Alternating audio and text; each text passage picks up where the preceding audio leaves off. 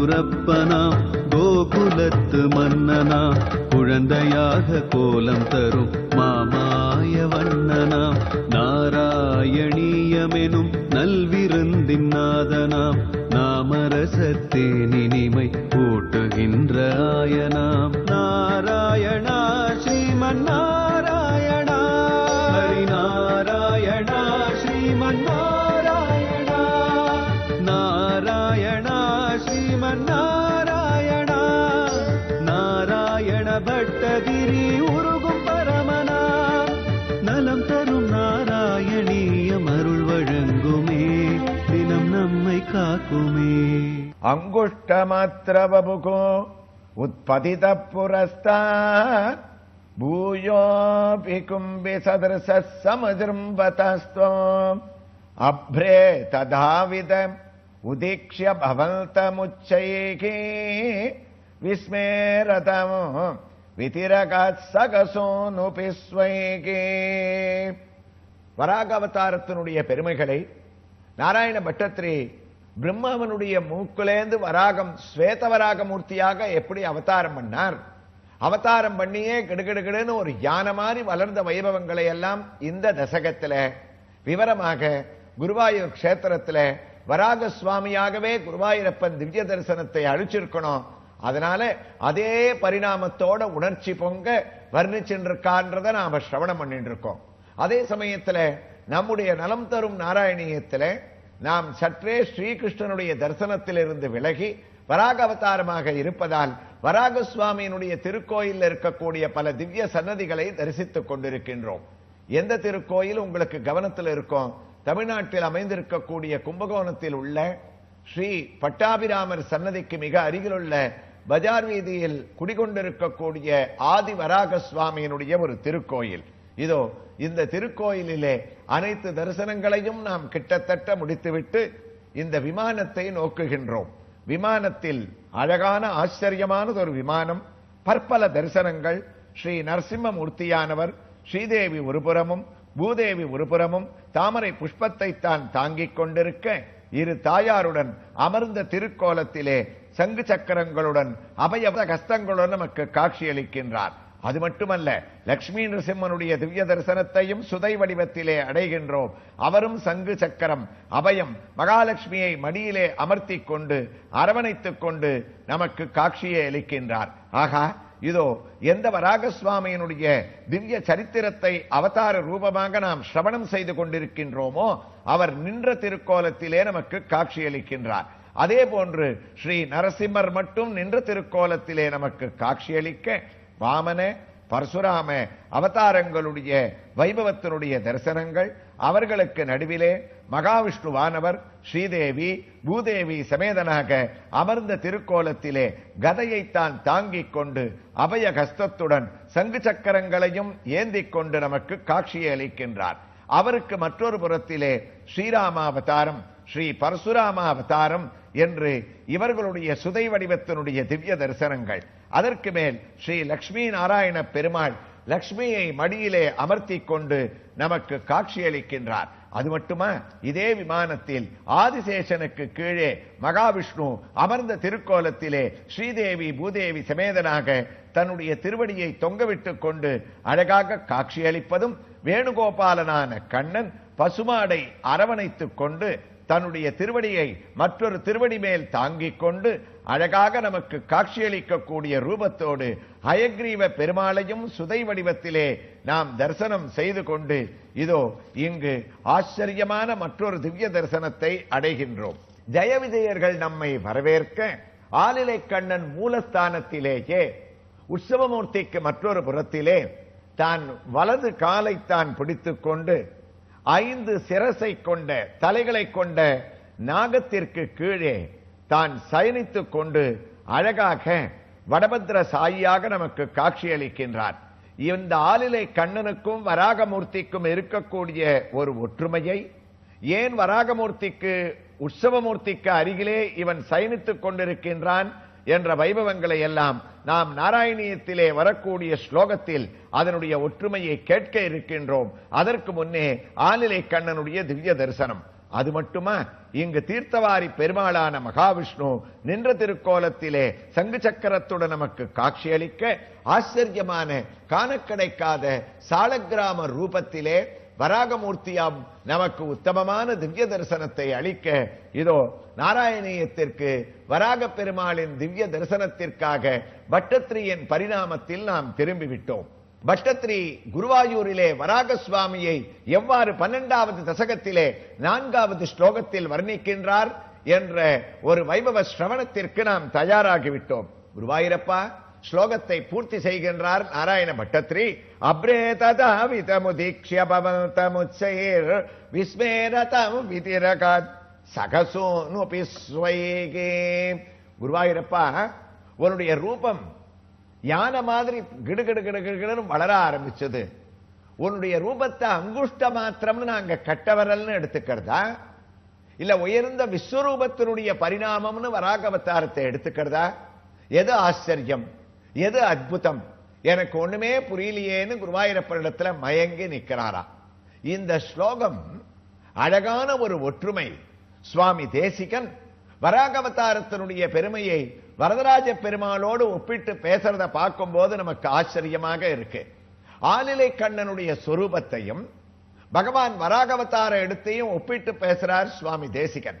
அடிக்கடி நம்ம சொல்றது உண்டு, நாராயண பட்டத்திரியும் கால விசேஷத்தால சுவாமி தேசிகனுக்கு பின்னால் பிறந்தவராக இருப்பதனால அவருடைய கிரந்தங்களை நிறைய படிச்சிருக்கணும்.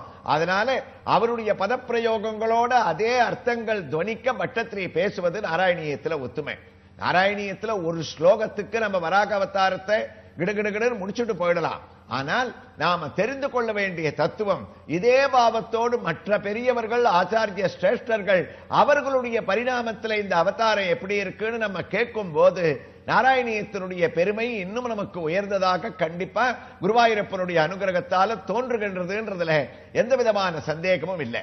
சுவாமி தேசிகன் சொல்றார், நாராயண பட்டத்திரி எப்படி முடிச்சார்? கட்டவர அளவுக்கு நீ இருக்க சின்ன ரூபமா, இல்ல யானை மாதிரி பெருசா வளர்ந்துட்ட இந்த ஸ்லோகத்தை முடிக்கச்சே பிரம்மா அண்ணாந்து பார்த்து ஆச்சரியப்படுறார். அப்ப நீ பெரிய ரூபமா, எனக்கு ஒன்னும் புரியலையே, என்ன அற்புதம்ன்றார். சுவாமி தேசிகனுடைய பரிணாமம் இருக்க இத அழகா அவர் நமக்கு புரிய வைக்கிறார். வரதராஜ பெருமாளே, தேவாதி ராஜா பாலா கிருத்தேர் வடபலஸ்ய பலாச்சமிதஸ்ய யஸ்ய பிரம்மண்டமண்டலமபூ உதரைகதேசே தஸ்யைவ தத் வரத அந்த கதம் பிரபூதம் வாராக வாராகமஸ்திதவதோ வபுரத்புதம் தே. இவர் ஒரு கேள்வியை எழுப்புறாராம். கண்ணா, நாங்க இப்ப தரிசனம் பண்ண இந்த கோயில்ல நீ ஒரு சின்ன ஆளில மேல ஒரு காலை நீட்டிண்டு ஒரு திருவடியை சற்று அப்படி தூக்கிண்டு நகத்தை சப்பரா போல ஆதிசேஷனுக்கு கீழே சயனிச்சுருக்க. அப்ப வடபத்திர சாயியான உன்னுடைய உதரத்துக்குள்ள என்ன இருக்கு? ஆலிலை கண்ணனாலே என்ன அர்த்தம்? அண்ட சராசரங்கள் 14 உலகங்கள் எல்லாம் சேர்ந்த பிரம்மாண்டம் இருக்க. அந்த பிரம்மாண்டத்தை அப்படியே உன்னுடைய வயத்துல அடைக்கிட்ட. அதான ஆதி. அந்த வராகனாக நீ இருக்கிறது கடைசியா கல்பங்கள் எல்லாம் அடங்கக்கூடிய இடம் இருக்க, அது ஆலிலை கண்ணன். அதனால தான் ஆதிவராக சுவாமியும் ஆலிலை கண்ணனும் கும்பகோணத்துல இந்த திருக்கோயில்ல பக்கத்துல அமைஞ்சிருக்கான்னு இந்த ஸ்லோகத்தை பார்க்கும் போது நாம பார்த்த திவ்ய தரிசனம் நமக்கு புரியுது. அது சரி, உலகம் அடங்கிடுத்து, இதோட முடியல இந்த ரெண்டு சொரூபமும். அடுத்ததா ஒரு சந்தேகத்தை எழுப்புறார் சுவாமி தேசிகன். அப்ப என்ன அர்த்தம்? பிரம்மாண்டமே உன்னுடைய ஆலிலை கண்ணனான உன்னுடைய வயத்துக்குள்ள அடங்கி போயிடுத்துன்னு சொன்னால் அந்த பிரம்மாண்டம்ன்றது உன்னை விட சின்னதுன்னு அர்த்தம். அதான எதேச்சையா அது சின்னதா இருந்தா தானே உன்னால விழுங்கி வயத்துல அடக்கிக்க முடியும். சரி, சின்னது ஆலிலை கண்ணனை விட பிரம்மாண்டம் சிறியதுன்னு ஒரு முடிவுக்கு நாங்க வரும்போது என்ன ஆகுது? உன்னுடைய ஆதி வராக அவதாரம் எங்களுக்கு ஞாபகம் வருது. ஆதி வராக அவதாரத்துல நீ என்ன பண்ண? பிரம்மாண்டத்துல நீ அடங்கி போயிட்ட. பிரம்மாண்டம் முழுக்க நீ வியாபிச்சே இருந்த. அப்படின்னா என்ன அர்த்தம்? வராக அவதாரம் இருக்கச்சே பிரம்மாண்டம் உன்னை விட பெருசா இருந்ததுன்னு அர்த்தம். எனக்கு ஒண்ணுமே புரியலையே. பிரம்மாண்டத்தை உன்னை விட பெருசுன்னு வராக அவதாரத்தை எடுத்துண்டா நீ கண்ணனுடைய அந்த வயத்துக்குள்ள ஆலிலை பாலகனுக்குள்ள அந்த பிரம்மாண்டம் அடங்கி இருக்க முடியாது. சரி, பகவானான உன்னை விட பிரம்மாண்டம் பெருசுன்னு எடுத்துட்டா, அப்படி உன்னை விட சின்னதுன்னு எடுத்துட்டு ஆலிலை கண்ணனுக்குள்ள இருக்குன்னா நீ எப்படி அந்த பிரம்மாண்டத்துல வியாபிச்சு இருந்திருக்க முடியும்? முழுக்க பரவி இருக்க முடியாதே. என்ன ஆச்சரியம்பா, உன்னுடைய ரூபத்தை கிருஷ்ணாவதாரத்தையும் வராகவதாரத்தையும் எடுத்துட்டா ரெண்டுத்துக்கும் இருக்கக்கூடிய ஒரு ஒற்றுமையும் ஒரு வேற்றுமையும் எனக்கு புரிஞ்சுக்க முடியாததா இருக்கேன்னு கவிகளுடைய ஒரு நயாது. ரெண்டு அவதாரத்தையும் சேர்த்து ஒரு பெருமையா, ரெண்டும் உலகத்தோட சம்பந்தப்பட்டதுன்னு வாராகவஸ்திதவபோ வபுரத்புதம் தே. இது என்ன அற்புதம்னு ஆச்சரிக்கிறாராம். அதை விட ஒரு படி இந்த பரிணாமத்துல மேல போறார் பொய்கை ஆழ்வார். திருக்கோவலூர் கஷேத்திரத்துல முதலாக பகவானுடைய தரிசனத்தை தேகலீசனாக ஒரு ரேழி திண்ணையில அடைஞ்சவர் பொய்கை ஆழ்வார். உத்தமமாக உலகத்தை அளக்கக்கூடிய திருவிக்கிரம மூர்த்தியாக தேகல்யதீஸ்வரதவே தவமீஸ்வரத்துவம்னு பகவான் அவருக்கு சேவை கொடுத்தான். சேவிக்க வேண்டியது தானே. அப்ப அவருக்கு வராகவதாரம் ஞாபகம் வந்துருத்தான். பொய்கை ஆழ்வாருக்கு பகவானை கேட்கிறார், நீ வராக அவதாரம் எடுத்த போது பூமியை எடுத்து மீட்டு வந்து உன்னுடைய கோரை பற்களுக்கு மேல சின்னதா ஒட்டின்ட்ட. அப்ப பிரம்மாண்டம் ஒரு சின்னதாயிடுத்து. ஆனா திருக்கோவலூர்ல வந்து நான் பார்த்தேன்னா, நீ திருவிக்கிரமாவதாரத்தை எடுக்கும் போது கோட்டிடை கொண்டு ஏந்தாய். ஞானவராகமா வந்த போது பூமி மொத்தத்தையும் உன்னுடைய பல்லுல அடக்கிட்ட, சின்னதா ஒட்டின்றது. அப்படிப்பட்ட உனக்கு உலகத்தை அளக்கிறதுக்கு உன்னுடைய திருவடியை நீட்டி இருக்கவே வேண்டாமே. எதுக்காக நீ சிரமப்பட்டு உலகத்தை அளக்க ஓரடியும் ஷாடு தைத்து எங்கனே நீட்டினாய்? எதுக்காக இவ்வளவு பெருசா? அப்ப திருவிக்கிரமாவதாரத்தில் அளந்த உலகம் என்ன? ஆதிவராக சுவாமியா எடுத்து நீ சின்ன ரூபத்தோட அந்த பூமியை உன்னுடைய திருமுக மண்டலத்துக்கு மேல வச்சிருந்த உலகம் என்ன? அந்த பிரம்மாண்டம் ஒண்ணு, இந்த அளவு இந்த பிரம்மாண்டம் ஒண்ணா? என்னால ஒத்துக்க முடியலையே. வராக தயிற்றை போதாவார் என்கொளோ எந்தை அடிக்களவு போந்தபடின்னு ஆழ்வாருடைய அனுபவம் இருக்க. தேசிகன் கிருஷ்ணாவதாரத்தையும் ஆதிவராக அவதாரத்தையும் ஒப்பிட்டு பேசினார் இந்த ஸ்லோகத்தோட நம்ம சம்பந்தப்படுத்தும் போது. அதை விட ஒரு படி மேல போய் பொய்கை ஆழ்வார் தான் கண்ட திவ்ய தரிசனமான திருவிக்கிரமாவதாரத்தை பார்க்கும் போது அவரோட உலகத்தை அளந்தாரேன்னு நிக்காம நேர அவரை கொண்டு போய் ஆதிவராக பெருமாளோட திருக்கோவலூர்ல அங்க சேர்த்து வைக்கிறாராம். இந்த உலகம் என்ன, அந்த உலகம் என்னன்னு. அப்படி அந்த மகான்களுடைய ஒரு பாவம் இருக்க, அந்த ஆச்சரியத்தை தான் பட்டத்ரி இதே ரூபத்தோட அங்குஷ்ட மாத்திரத்தோட நீ வந்தையேன்னு இந்த ஸ்லோகத்தை முடிக்கிறார். அதனுடைய தமிழ் பாசுரம், கட்டை விரல் அளவாக தோன்றி நீர் நெட்டையாய் வானளவு உயர்ந்த நேர்மையால் நிட்டை சேர் பிரம்மனோ புதல்வர் யாவரும் எட்டரோனில் நறுக்கேங்கினரோ.